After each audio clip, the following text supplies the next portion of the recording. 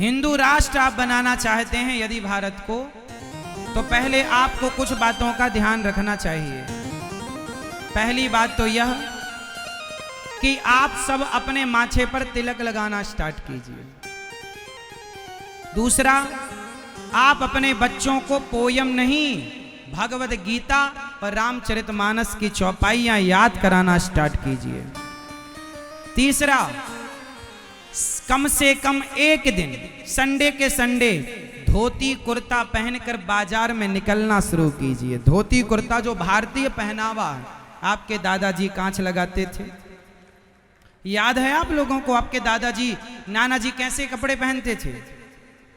धोती और कुर्ता, पजामा नहीं, धोती और कुर्ता, धोती कांच लगाकर।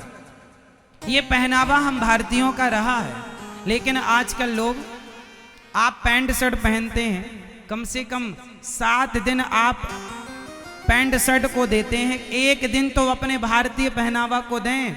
आप नहीं पहनेंगे तो बताओ फिर धोती कुर्ता की उम्मीद आप पाकिस्तानियों से करेंगे क्या? बताओ। इसलिए देश आपका है। किस किस का देश है ये? भारत देश किस किस का है? यदि देश आपका है तो देश की संस्कृति और संस्कारों की रक्षा करने की जिम्मेदारी किसकी है? हमारी। तो कौन कौन करेगा? धोती कुर्ता, एक दिन बाजार निकलो, धोती कुर्ता पहनो, माथे पर तिलक लगाओ, जाओ बाजार। हिंदू हो, हिंदुओं के पहनावे में आओ। मुसलमानों को आपने देखा होगा, टोपी लगाकर निकलते हैं, उन्हें कोई शर्म नहीं, कोई लाज नहीं। जब वो अपने धर्म के प्रति इतने जागरूक हैं तो आप सोए क्यों हैं? कब जागेंगे आप? कब अपनी संस्कृति और अपने संस्कारों को पहचानेंगे? आज कोई हिंदू, विडंबना ये है कि आप जितने लोग यहाँ बैठे हैं, यदि आप कल ही धोती कुर्ता पहन के बाजार में निकल जाएं तो लोग आपके अपने ही हंसेंगे, अरे बड़ा पंडित बन रहा है। मुसलमान कभी नहीं हंसता मुसलमान को देखकर कि तुमने टोपी क्यों लगाई है, पर हिंदुओं को देखकर हिंदू बहुत सारी बातें करते हैं। तुमने धोती कुर्ता क्यों पहन लिया, तुमने तिलक क्यों लगा लिया? तो उत्तर दिया करो कि हम नहीं लगाएंगे तिलक और हम नहीं पहनेंगे धोती कुर्ता, तो क्या पाकिस्तानी पहनेंगे?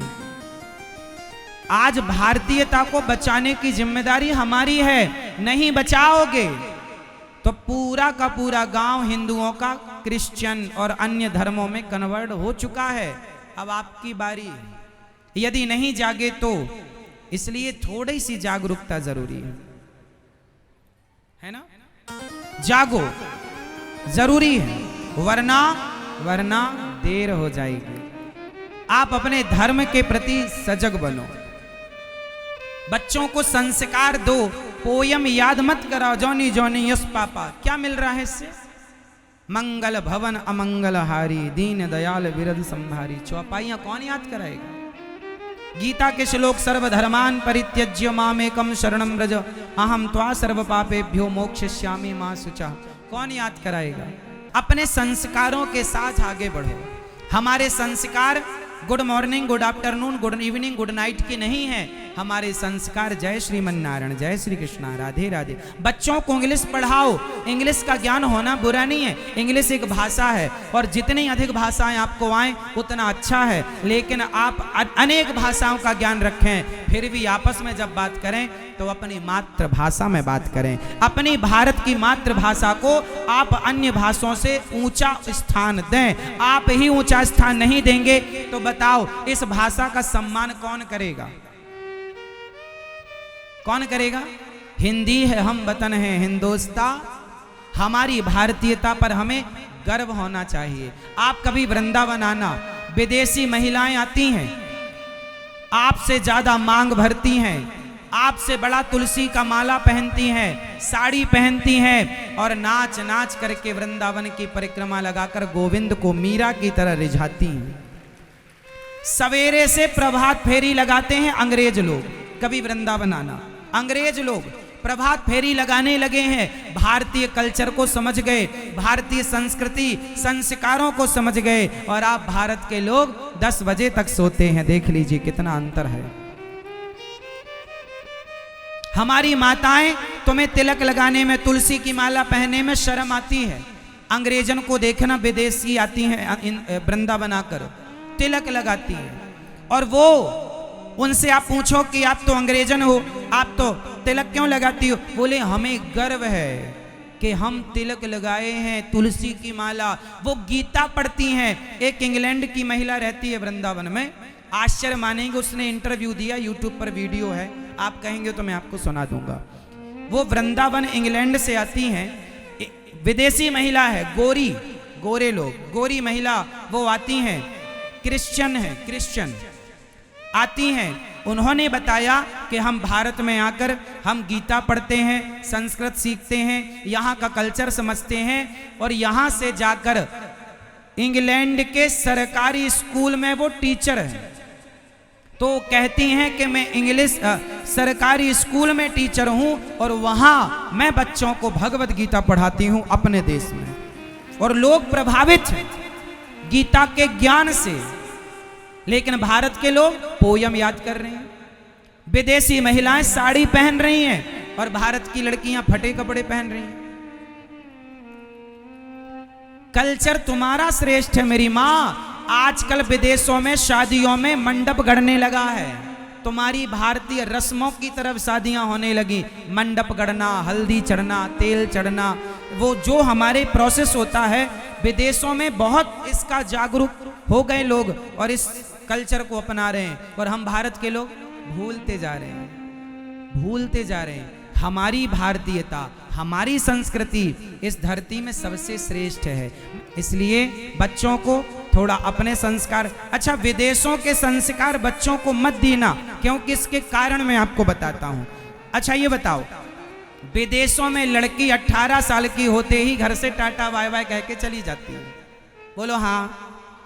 लड़का टाटा बाय बाय कब कह देता है?